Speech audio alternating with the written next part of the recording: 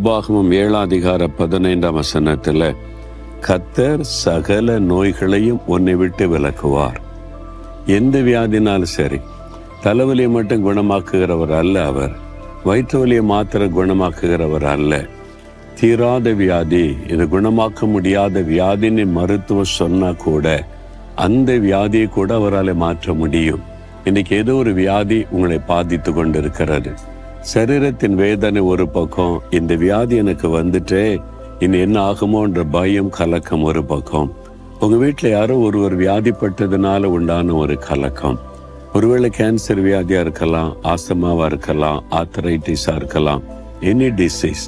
ஆண்டவர் என்ன சொல், சகல நோய்களையும் முன்னை விட்டு விலக்குவார். நான் இயேசுவின் நாமத்தில் சொல்லுகிறேன், இயேசு கிறிஸ்து உங்கள் சரீரத்தில் வியாதியை விலக்கி போடுவார். இன்றைக்கு இப்போ நீங்க விசுவாசத்தோடு ஜெபிச்சா இப்பவே இந்த மாற்றம் வரும். நான் கண்கூடா பார்த்திருக்கிறேன், நிறைய 1-2 கேன்சர் கட்டிகள், கேன்சர் வியாதி கை வைத்து ஜெபித்து அந்த நிமிடமே மறைந்து போனது. டாக்டர் சொல்லிட்டாங்க, நோ கேன்சர், கேன்சருக்கான அறிகுறியே இல்லை அப்படின்னு சொல்ற அளவுக்கு அற்புதமான சுக ஆண்டவர் தந்திருக்கிறார். கேன்சர் வியாதியில பாதிக்கப்பட்டு கைவிடப்பட்ட நிலைமையில் இருக்கிற நிறைய பேர் சுகமாகி 15 வருஷம் 20 வருஷம் வாழ்றவங்க எனக்கு தெரியும். அதன் பிறகு அந்த அறிகுறியே இல்லாத அளவுக்கு சுகம். அதுக்கு தான் இயேசு சிலுவையில தன் கைகளிலே ஆணி அடிக்க ஒப்பு கொடுத்தார். அவருடைய தழும்புகளால் குணமாகிறோம்னு வாசிக்கிறோம்ல. மத்திய 8:17 இயேசு நம்முடைய நோய்களை, பலவீனங்களை சிலுவையில சுமந்தார் வாசிக்கிறோம்ல.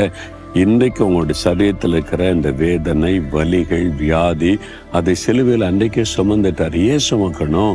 என் மகனை நான் சுகமாக்கணும், என் மகளுக்கு சுகம் கொடுக்கணும். பொல்லாத பிசாசு இந்த பொல்லாத உலகத்தில் இந்த வேதனை கொண்டு வருகிறான், நான் சுகம் கொடுக்கணும்னு சொல்லி சிலுவையில தன்னையே பலியாய் கொடுத்துட்டார். அவருடைய தழும்புகளால் குணமாகிறோம்.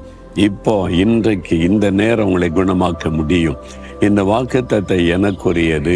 என்னுடைய சகல நோய்களை இயேசு மாற்ற அவர் வல்லமை உள்ளவர். அதுக்குத்தான் சிலுவைக்கு போனார், அதுக்குத்தான் தழும்புகள்.